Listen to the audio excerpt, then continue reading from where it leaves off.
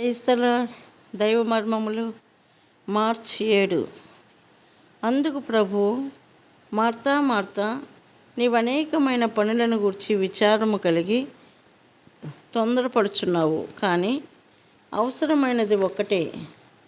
మరియా ఉత్తమమైన దానిని ఏర్పరచుకొనెను, అది ఆమె యొద్ద నుండి తీసివేయబడదని ఆమెతో చెప్పెను. లూకా 10:41-42. ప్రారంభంలో లాజరును గురించిన ప్రస్తావనే లేదు. లాజరు మొదట దేవుని కార్యములలో ఆసక్తి గలవాడు కాదు. అతడు మంచివాడు. అతనిపై ఏ నింద మోపబడలేదు.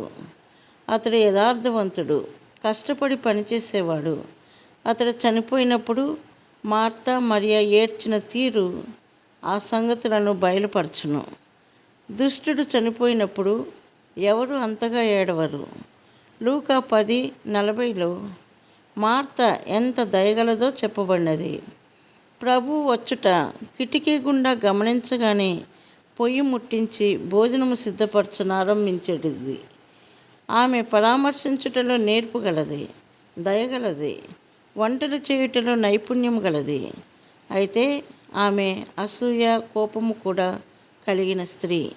ఆమె వంట చేయుచు ఒక కన్ను మరియపై మరి ఒక కన్ను వంట పనిపై ఉంచెను.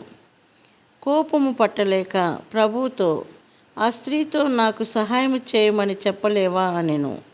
ప్రభువు ఆ ఇంటిలోనికి వచ్చుట వలన దాచబడిన మార్త యొక్క బలహీనత అట్లు బయటికి వచ్చెను.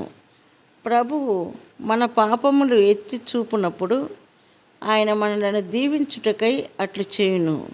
మనుషులైతే మనలను సిగ్గుపరచుటకు అట్లు చేయుదురు. కనుకనే మన ప్రభువు మరియా మార్తల స్థితిని వారికి చూపి, వారి అవివేకము, బలహీనతలు గ్రహింపచేసి, వారెట్లు పూర్తిగా మార్చబడి నూతన సృష్టిగా కాగలరో వారికి చూపుటకు బేతనీయకు వచ్చెను. కొందరు ఎంతో మంచివారుగాను ప్రేమ కలిగిన వారుగాను ఉందురు, కానీ దేవుని విషయములపై ఆసక్తి కలిగి ఉండరు.